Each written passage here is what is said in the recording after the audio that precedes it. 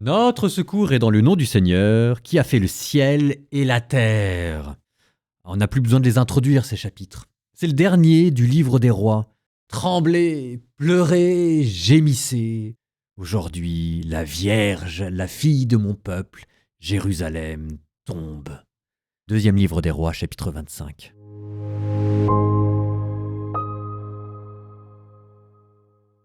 La 9e année du règne de Sédécias, le 10e jour du 10e mois, Nabuchodonosor, roi de Babylone, vint attaquer Jérusalem avec toute son armée.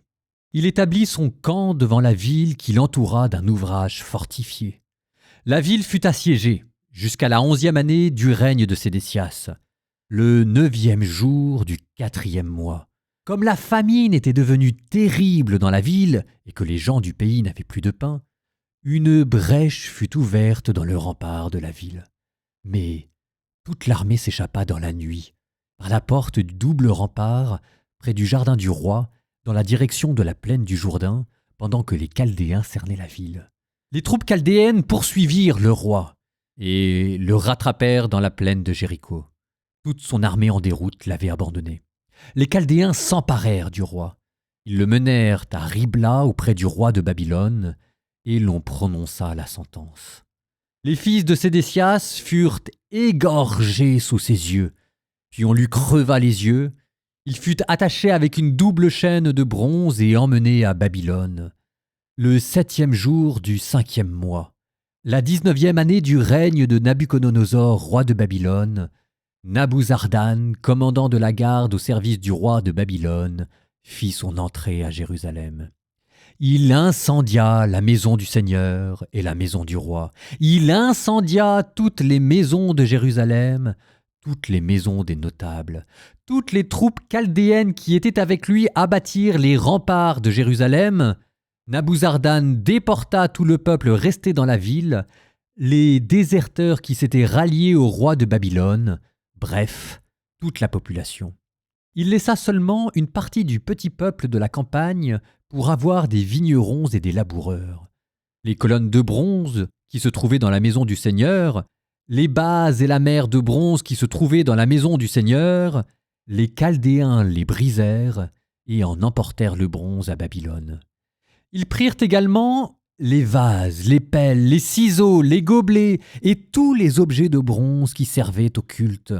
Le commandant de la garde prit le brûle-parfum et les bols à aspersion, tout ce qui était en or et tout ce qui était en argent, les 2 colonnes, la mer qui était unique, et les bases que Salomon avait faites pour la maison du Seigneur, tous ces objets étaient d'un poids de bronze qu'on ne pouvait évaluer. La hauteur de la première colonne était de 18 coudées. Elle était surmontée d'un chapiteau de bronze, et la hauteur d'un chapiteau était de 3 coudées. Il y avait un filet et des grenades tout autour du chapiteau. Le tout était en bronze. La 2e colonne, avec son filet, était semblable à la première. Le commandant de la garde prit Seraya, chef des prêtres, Sophonie, prêtre en second, et les 3 gardiens du seuil. Dans la ville, il prit un dignitaire, celui qui était préposé aux gens de guerre, 5 hommes parmi les familiers du roi qui furent trouvés dans la ville, puis le secrétaire du chef de l'armée, chargé d'enrôler les gens du pays, et 60 hommes des gens du pays qui se trouvaient dans la ville. Nabuzardan, commandant de la garde, les ayant pris, les amena au roi de Babylone à Ribla. Le roi de Babylone les frappa et les mit à mort à Ribla au pays de Hamath, et Juda fut déporté loin de sa terre. Quant aux gens restés dans le pays de Juda, et qu'avait laissé Nabuchodonosor, roi de Babylone, celui-ci leur donna comme gouverneur Godolias, fils d'Ahikam, fils de Shaphan. Tous les officiers des troupes et leurs hommes apprirent que le roi de Babylone leur avait donné Godolias comme gouverneur. Ils vinrent, eux et leurs hommes, auprès de Godolias à Mispa. C'était Ismaël, fils de Netania, Yohanan, fils de Caréa, Seraya, fils de Tanoumet, qui était de Netopha, et Jézaniaou, fils du Maakite. Goliath leur fit un serment, à eux et à leurs hommes. Il leur dit N'ayez pas peur des officiers des Chaldéens. Demeurez dans le pays, servez le roi de Babylone, et tout ira bien pour vous. » Mais le 7e mois, Ismaël, fils de Néthania, fils d'Élishama, qui était de sang royal, vint avec 10 hommes. Et ils frappèrent à mort Godolias, les Judéens et les Chaldéens qui étaient avec lui à Mispa. Alors, tous les gens, du plus petit jusqu'au plus grand, et les officiers des troupes se levèrent et se rendirent en Égypte, car ils avaient peur des Chaldéens. La 37e année de la déportation de Jéconias, roi de Juda, le 12e mois, le 27 du mois, Évil-Mérodach, roi de Babylone, l'année même où il devint roi, fit grâce à Jéconias, roi de Juda, et le fit sortir de prison. Il lui parla avec bonté, et lui accorda un rang plus élevé que celui des rois qui étaient avec lui à Babylone. Il lui fit quitter ses vêtements de prisonnier, et Jéconias prit désormais ses repas en présence du roi tous les jours de sa vie. Sa subsistance fut assurée en permanence par le roi, jour après jour, tous les jours de sa vie.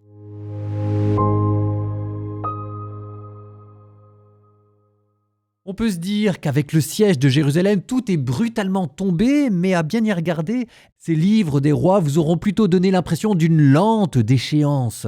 Le temple qui est pillé, c'est la 7e fois qu'il est pillé dans ce livre. Enfin, entre les prises de guerre et entre les rois de Juda qui eux-mêmes pillaient le temple de Jérusalem qu'ils avaient reconstruit pour payer des armées étrangères, on ne s'en sortait plus. Là, moi, la seule chose qui m'a frappé, c'est l'insistance du narrateur à décrire la destruction de ces 2 colonnes.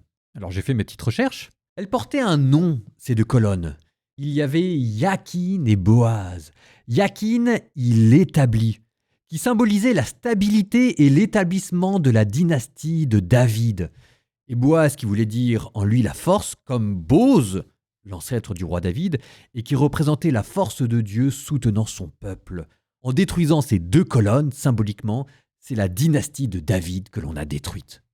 Une fin cruelle donc, la ruine d'un temple, et puis aussi ce roi à qui on crève les yeux avant de lui donner en dernier spectacle ses 2 fils et 2 héritiers égorgés devant lui. Mais ce roi dont on crève les yeux, symbole de sa cécité spirituelle et politique, ça fait longtemps qu'il ne voyait plus rien. On l'a dit, on l'a redit, ces rois qui ne comprennent rien à ce qui se passe sur la scène internationale parce qu'ils n'écoutent pas les messages des prophètes. Quelle est la dernière fois que dans ces chapitres, vous avez entendu un prophète prévenir le roi? Et pourtant, ils existent. On n'arrête pas de les écouter à côté. Le livre des rois qui n'arrêtait pas de nous raconter leur histoire, là maintenant ils n'interviennent plus du tout dans le récit. La dernière fois qu'on a entendu parler de prophètes, c'était juste avant la bataille de Megiddo. Le narrateur qui disait « Dieu avait dit à ses prophètes qu'il ne sauverait pas Juda ». Alors vous allez me dire « Très bien, mais en attendant, on fait quoi ? Dieu qui prédit la ruine de Juda, on se laisse envahir ? Enfin, il faut quand même bien résister. » Sauf que ce n'était pas le tout des messages des prophètes qui disaient « Mais soumettez-vous, laissez-vous envahir et tout va bien se passer. » Vous préférez quoi ? Essayer de garder votre indépendance et partir en déportation dans un pays ruiné ? Ou bien être pauvre, parce qu'il faudra payer des tributs, mais vous serez pauvre et libre dans une terre qui vous appartiendra. Le temps de la grande indépendance nationale, le temps d'une royauté, d'un petit empire au milieu du Proche-Orient, il est fini depuis Salomon, depuis qu'on a apostasié. Et qu'on a entendu avec Élie comment Dieu avait changé son fusil d'épaule, comment Dieu préférait un petit reste à un royaume idolâtre. Si jamais je le dis en termes modernes, cette théologie du reste qui est apparue avec Élie et qui est le plan de Dieu, le plan de Dieu, c'était de transformer le royaume d'Israël et de Juda en soft power, un rayonnement spirituel dans un empire plus large. C'était de faire évoluer la religion d'Israël vers l'évangile plutôt que vers le nationalisme étroit. C'est ce que n'arrêtaient pas de dire les prophètes. Jonas qui était parti évangéliser les Assyriens. Élisée qui baptise Naaman, le général araméen. Et puis maintenant Jérémie qui préconise de se soumettre à l'empire babylonien. C'était ça, les portes de sortie que Dieu donnait. Et à la place, on a choisi quoi ? La porte de sortie que Josias a choisie, c'est la confrontation armée à Megiddo. Le triomphe de la royauté et des institutions humaines. Parce que j'ai fait ma réforme religieuse, Dieu doit me donner la victoire. Eh ben non, c'est pas comme ça que ça se passe. La victoire que proposait Dieu, c'était pas une victoire humaine militaire, c'était une victoire religieuse, celle du petit reste qui rayonne. Et vous savez, ça aurait pu être beaucoup plus efficace. On sait que vous pouvez subvertir un empire de l'intérieur. Ça existe des choses comme ça. Et la religion d'Israël avait ce pouvoir. Enfin, c'est quand même ce qui se passera plus tard avec l'Empire romain. Les rois de Juda, s'ils l'avaient compris, seraient restés à Jérusalem et il n'y aurait pas eu de déportation.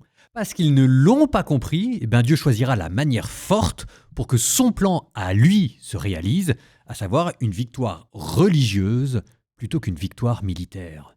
D'où ce dernier paragraphe par lequel se conclut le livre des rois, comment finalement à Babylone, le roi Évil-Mérodach fait sortir le roi de Juda de la prison pour le faire asseoir à sa table. Psaume 134. Alléluia, louez le nom du Seigneur, louez-le, serviteur du Seigneur, qui veillez dans la maison du Seigneur, dans les parvis de la maison de notre Dieu. Louez la bonté du Seigneur, célébrez la douceur de son nom. C'est Jacob que le Seigneur a choisi, Israël dont il a fait son bien. Je le sais, le Seigneur est grand. Notre Maître est plus grand que tous les dieux. Tout ce que veut le Seigneur, il le fait, au ciel et sur la terre, dans les mers et jusqu'au fond des abîmes. De l'horizon, il fait monter les nuages, il lance des éclairs et la pluie ruisselle, il libère le vent qu'il tenait en réserve. Il a frappé les aînés de l'Égypte, les premiers-nés de l'homme et du bétail. Il envoya des signes et des prodiges chez toi, terre d'Égypte, sur Pharaon et tous ses serviteurs. Il a frappé des nations en grand nombre et fait périr des rois valeureux. Shéon, le roi des Amorites, Og, le roi de Bashan et tous les royaumes de Canaan. Il a donné leur pays en héritage à Israël, son peuple. Pour toujours, Seigneur, ton nom. D'âge en âge, Seigneur, ton mémorial. Car le Seigneur rend justice à son peuple, par égard pour ses serviteurs, il se reprend. Les idoles des nations, or et argent, ouvrage de mains humaines. Elles ont une bouche et ne parlent pas, des yeux et ne voient pas. Leurs oreilles n'entendent pas, et dans leur bouche, pas le moindre souffle. Qu'ils deviennent comme elles, tous ceux qui les font, ceux qui mettent leur foi en elles.